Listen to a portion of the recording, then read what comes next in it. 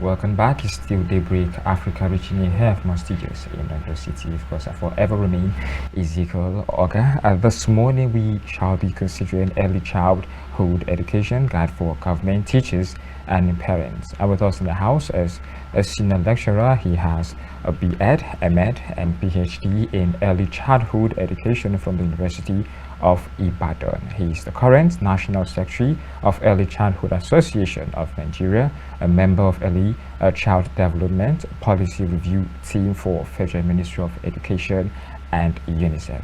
We are honored to have a person of Dr. Peter Kayode Olowe. Welcome on Daybreak Africa, Doctor. Thank you. So nice to have you on the show.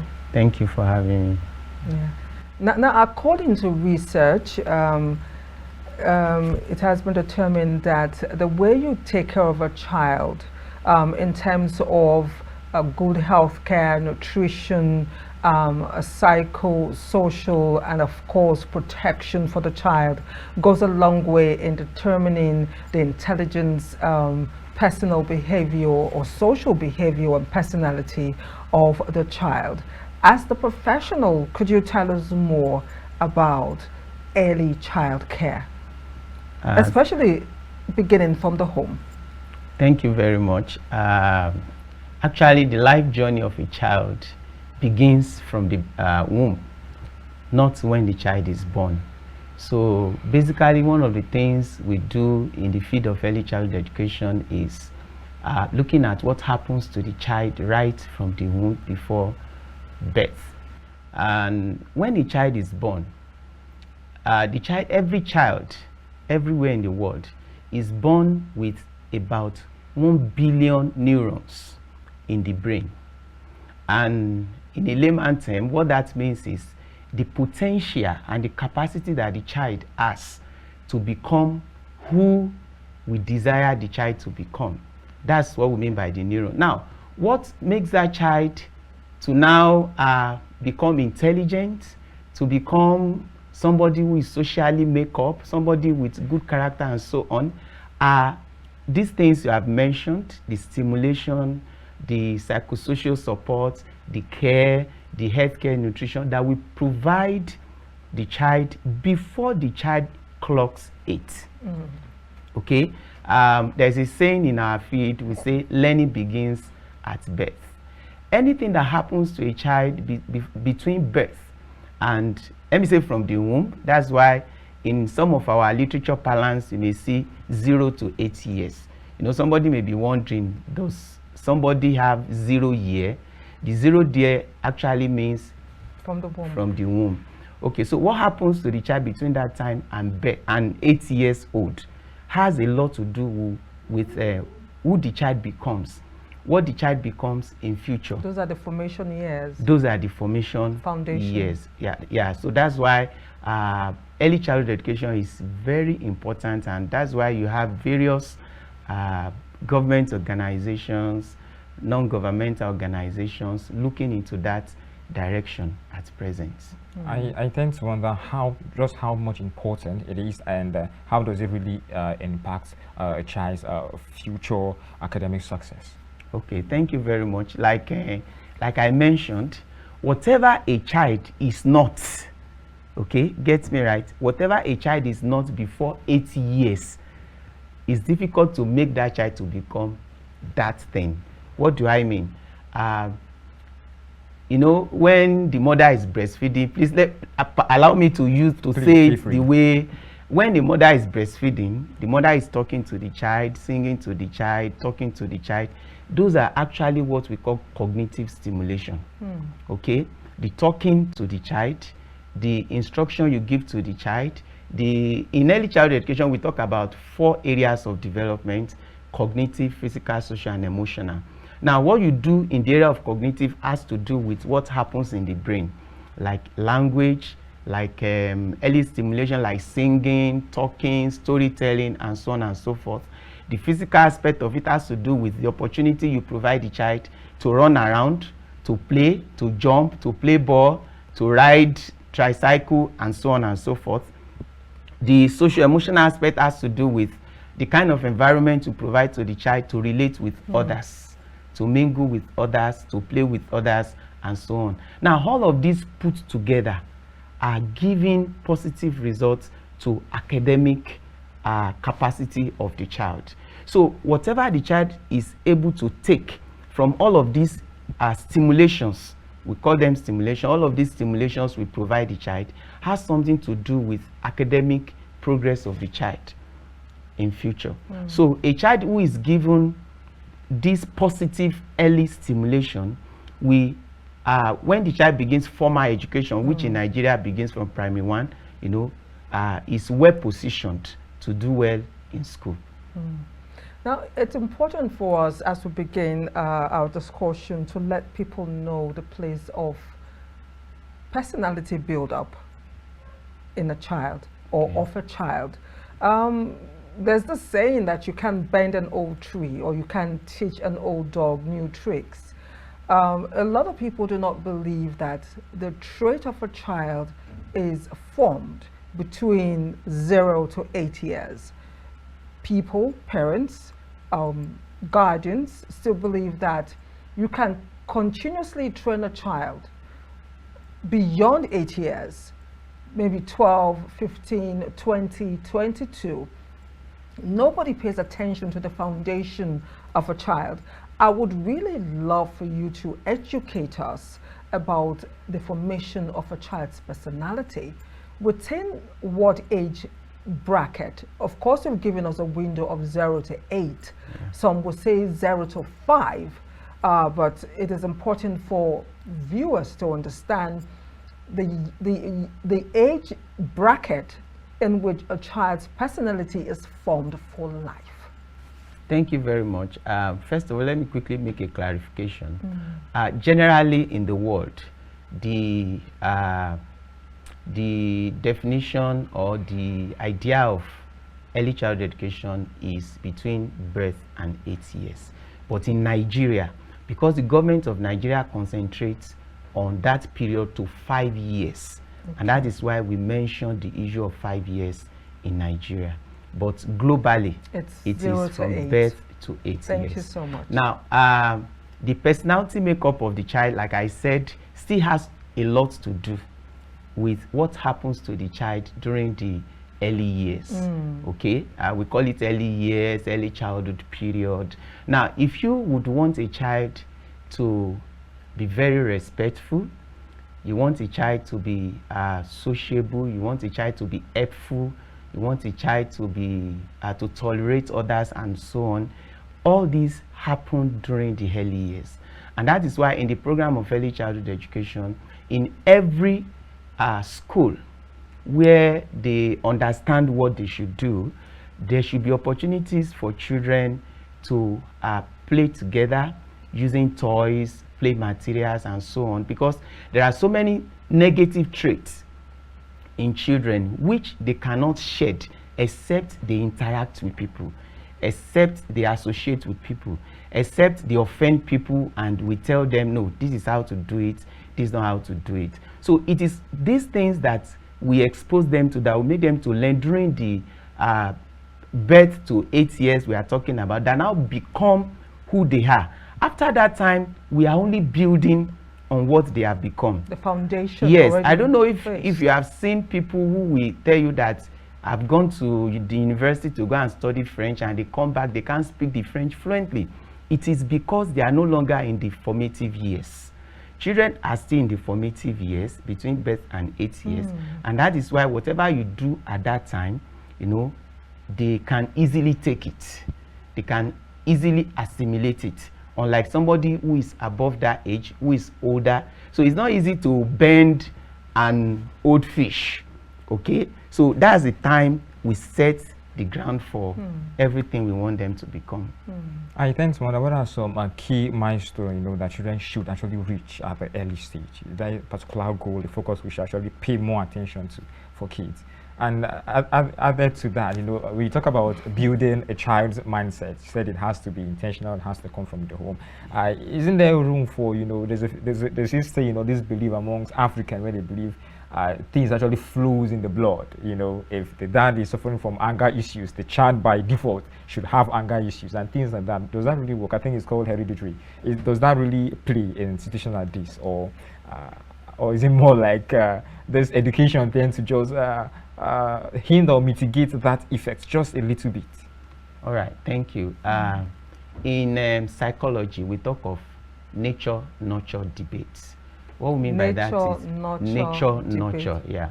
What we mean by that is that nature has to do with hereditary factor, things that you inherit from your parents. You know, we are told that every child is the makeup of both the father and the mother. So there is no way you won't have a trait of either the father or the mother or both of them in a child. So that is what nature talks about. Now, nurture has to do with the environment. What you expose the child to, that's nurture. The two work together actually, but the nurture has a lot to do. Every child is born the same way.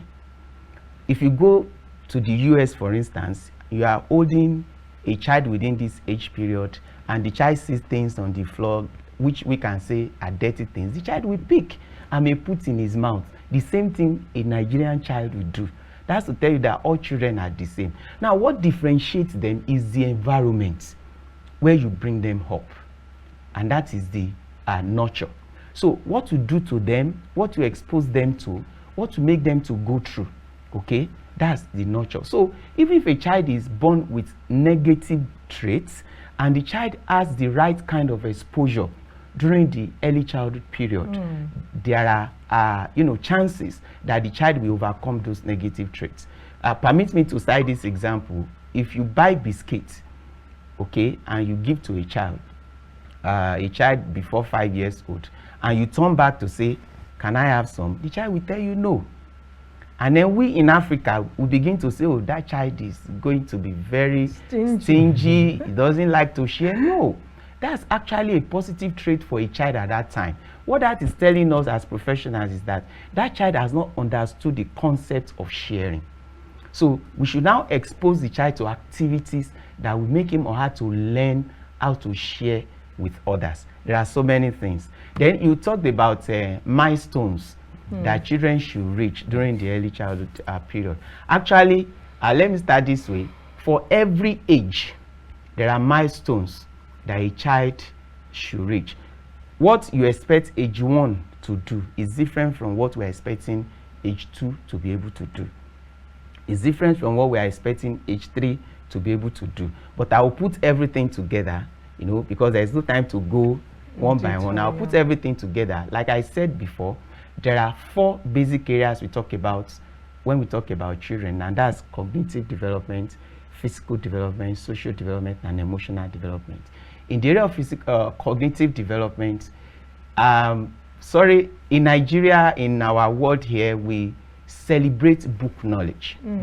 If a child is able to take first in class, the child is scoring 90, we say, oh, that child is brilliant. No, that's not what brilliancy is all about for children. Because in the area of cognitive development, we are looking at a child who is able to reason, to remember, to focus, to create. These are things that make up cognitive development. So for milestone in the area of cognitive development, we are looking at all these things. Remembering, creativity, language, not only book knowledge. So it is possible for you to have a child who is taking first position in class, but is not creative in other things. Is not able to focus on activities or on tasks.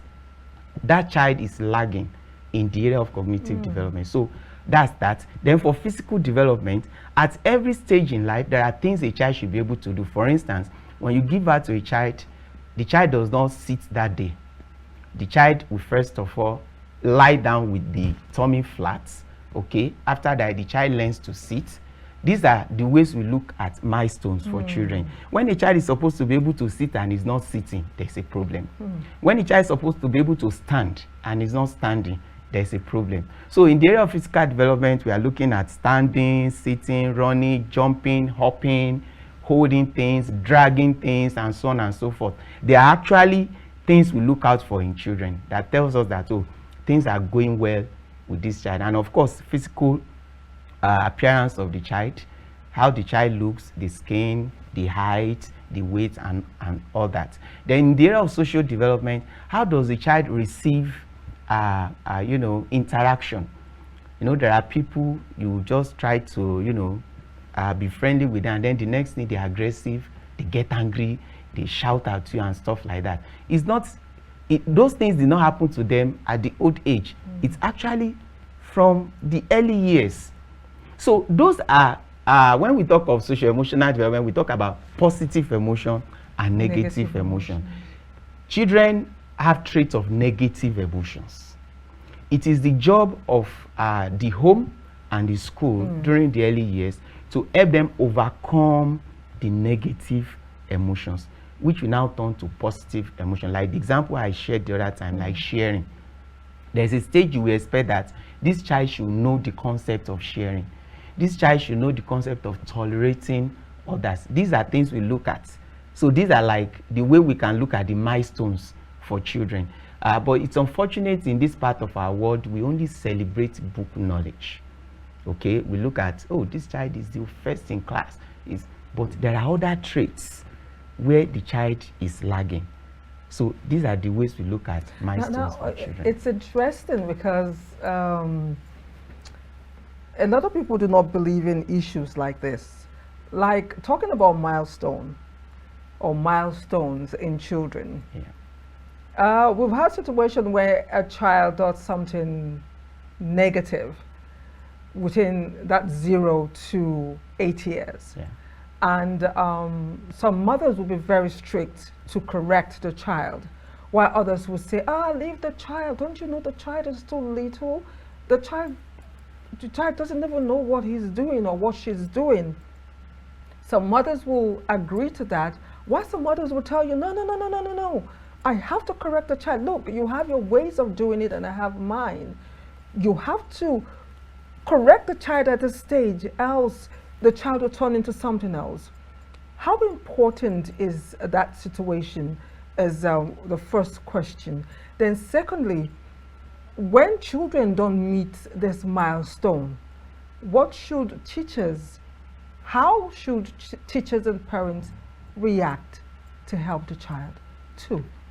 Okay, thank you. The first one, the situation you portrayed, you know, when children, you know, maybe portray certain behaviors and they are trying to actually, for anything you want a child to learn, any behavior you want a child to pick, you don't correct negatively. If, for instance, you have told the child that anytime you finish eating, you take your plate to the kitchen, and the child finishes and refuses to take the, you don't beat, you don't shout. You keep telling the child until the child gets used to it, because that's the stage the child can pick the habits. Okay, so there are times that children actually exhibit negative behavior. If it doesn't have to do with anything that you want them to learn. Let me give an example. You are sitting here and you are telling a child, stop jumping from this table down. Okay, and the child refuses to stop. You can actually flog. Okay, but when you want a child to pick a positive behavior in form of learning, you don't flog, you don't beat, you don't shout, you don't scream, you call the child. Yes, you don't threaten. You call the child and explain the implication of what the child has done. That's how, if you have had opportunity to look into our indigenous time in Africa, when a child misbehaves or a child does something that is not socially acceptable, they don't flog. There will be an elderly man or woman who will call the child and tell the child a story of somebody who did that and what happened to that person.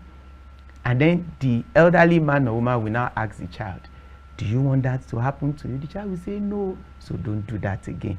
So there is a room, there's a place for screaming, for shouting, and there's a place for correcting lovingly. But mind you, this process does not just happen at a particular age. It happens from when the child is very small. So you don't expect a child is already 7 years, and that's when you now start introducing something you want him to pick. It may not be as easy as expected. Okay. The second question, sorry. How should parents and teachers react to help a child who is not meeting this milestone? Yes, thank you. In early childhood education, there's a way we assess children. It's part of what I've said the other time. There's general assessments, which we talk about in education. We say continuous assessment. But in early childhood education, we have what we call early childhood assessments. These assessments will let us know in what areas are this child or is this child not meeting the milestones. So this assessment document exposes the areas the child is doing well and the areas the child is not doing well. So in assessment, one of the things we teach is that the school should partner with the home. The school should communicate the home should communicate the school. This is what my child is not doing. The school will tell the home, this is what your child is doing. Then we now see where there are still gaps, and then we are able to help the child. Okay. Now, let me say this: during the early years, okay, we don't use report sheets or report card like we call it here, that shows that a child is having a number work in literacy, in whatever, the child is having 80 over 100, 90. No, you should use descriptive assessment formats. What does that mean? Yeah, thank you. For instance, if I've taught 3 topics in number work, which we call mathematics, for instance, and the child has mastered the first topic, the child has not been able to master the second one, the third one, and then after exam, we give the child 70 over 100 in examination. How do we know the area where the child is meeting up or the child is not meeting up? So the report of the child should not be in quantitative form. It should be in qualitative form, descriptive form. That, okay, we have taught identification of number 1 to 5. We have taught recognition of number 1 to 5. We have taught counting of number 1 to 5. But the child can only do identification, has not been able to do counting and recognition. So the home, seeing that report, will be able to know the area where to help the child. So the same thing goes to the other parts of development, talking about social development. At certain age, we expect a child to be able to cooperate with others, to show helping, to display helping hands, to relate with others, to be friendly. If the child is not exhibiting those behaviors, then we need to look at that, talk to the home talk to us, and then we know how we can help. Of course, you spoke about the particular points, but passively as to how exactly early childhood, tend to address issues like social, emotional development, empathy, self-regulation in young children. But before you answer that question, we'll have to go for a short break at this point, and we'll come back. Daybreak Africa continues. Please stay tuned.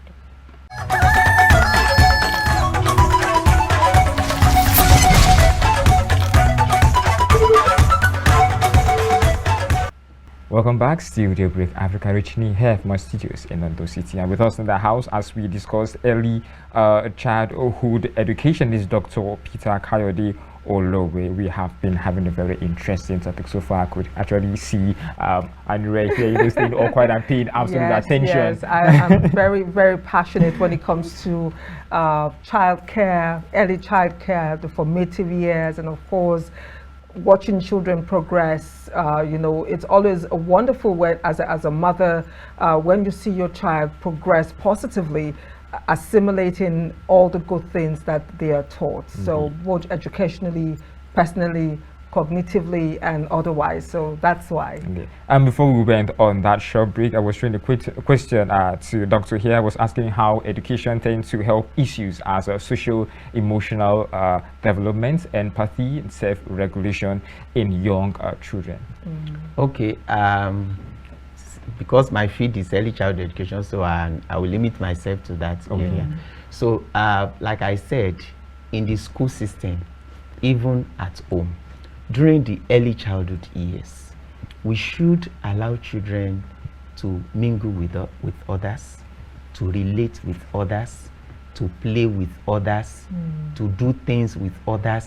It is during that time we'll be able to identify negative socio-emotional traits in them. If you have never allowed a child to mingle with other people, you may not know whether that child is going to be aggressive. You may not know whether that child is going to be friendly, is going to cooperate or accept others. You may not know whether that child is going to have empathy or sympathy and so on. So these are specific traits that we actually measure in early childhood education. So there are documents which state all these things that we measure against each child. So that document now tells us, okay, the child is doing well in this area, the child is. So the role of education, which I will say early childhood education now, is to help children to develop all these through play activities.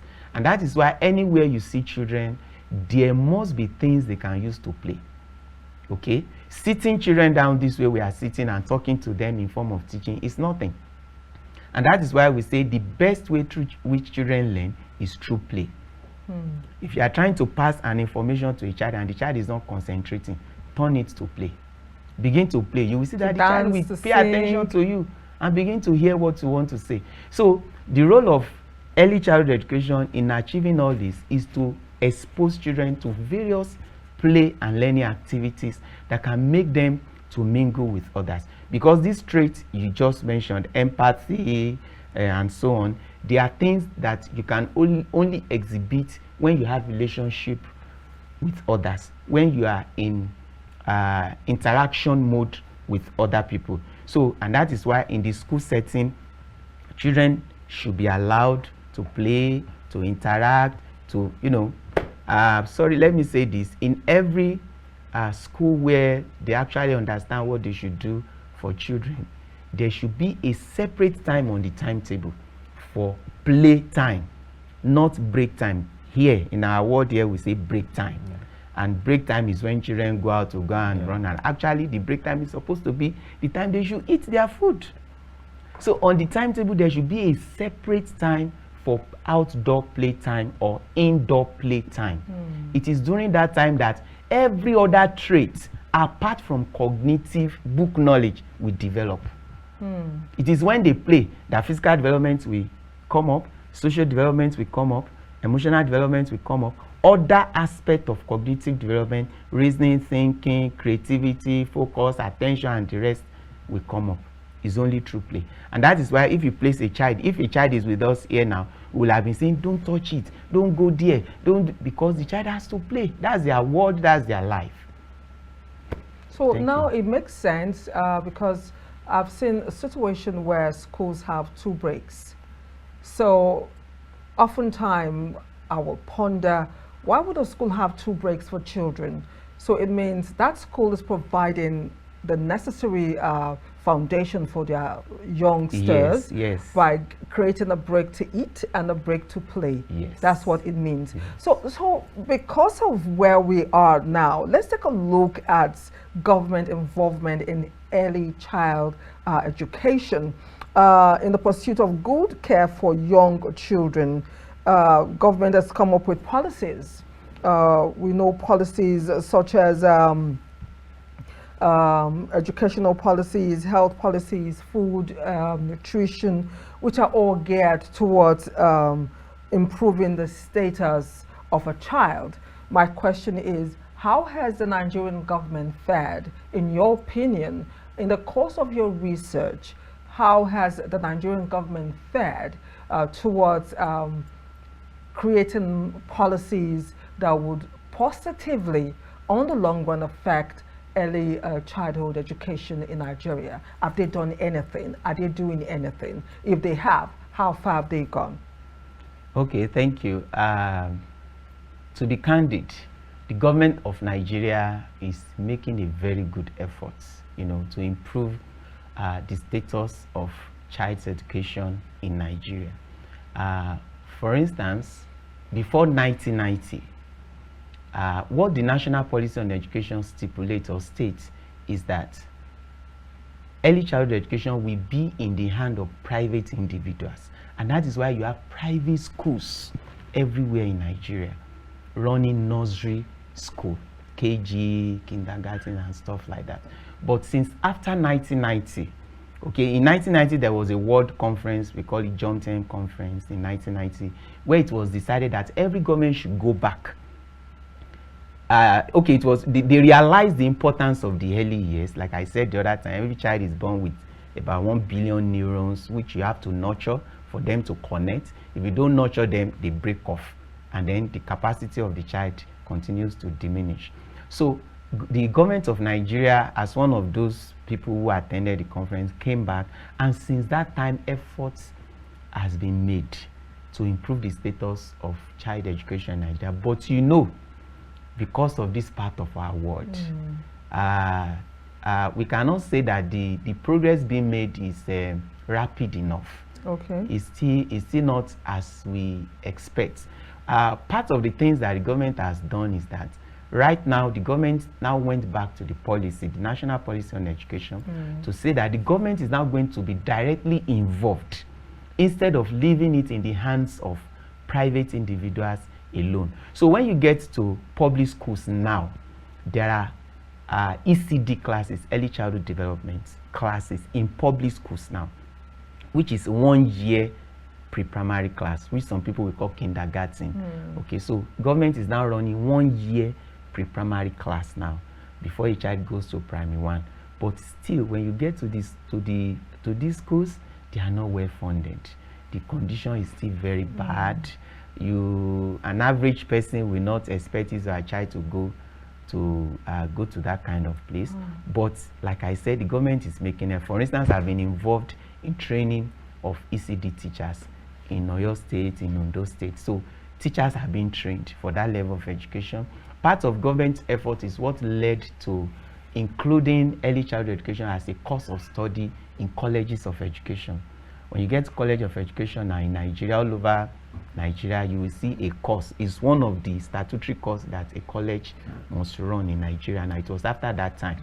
Then there are policies that have come up. There is infant and young children feeding policy, orphans and vulnerable children policy, there is health care policy, and different policies like that. I had the opportunity to be in Abuja last year to work on, there is a policy called Integrated Early Childhood Development Policy, okay, that talks about what various sectors should be doing to further improve the child education in Nigeria. So that policy was reviewed, it's being reviewed. So I was part of the team that worked on the policy last year in Abuja.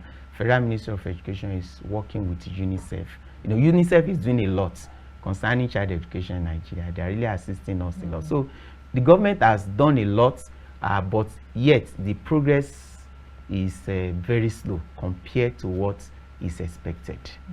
Now, you spoke about the need for parents to be very involved. You know, it's more like a partnership, parents and teachers partnership when it comes to early child education for the awards. But in this part of the world, it's more like a school is the place where you go to dump your work, you know, so as to have time for yourself per se. If I use that word, it's more like from 8 till probably 4. You're at work, and then probably your work should be back by 2, 3, thereabout.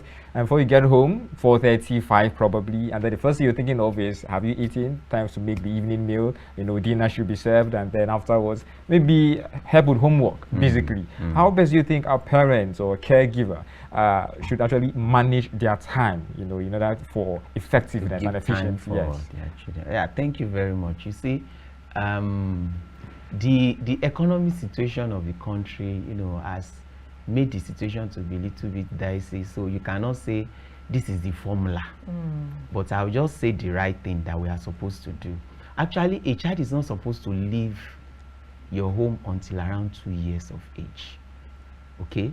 You are supposed to actually expose that child to morals, to values, to etiquette, things you want the child to learn in terms of moral behavior, okay, in terms of ethics of the society, things that you will like, that when people see in your child, you say, oh, they say this child is from a good home. That's the job of the home, okay? But you know, because of the economic situation that people have to fend for the family, the man or the woman alone doing it is not sufficient. So, but again, raising children is a sacrifice.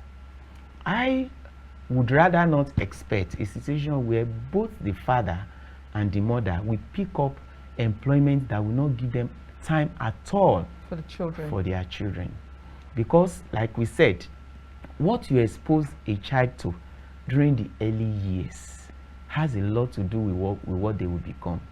I saw on CNN some times ago that an housemaid was pregnant, gave birth, and then they were wondering who could have impregnated her, and so on and so on.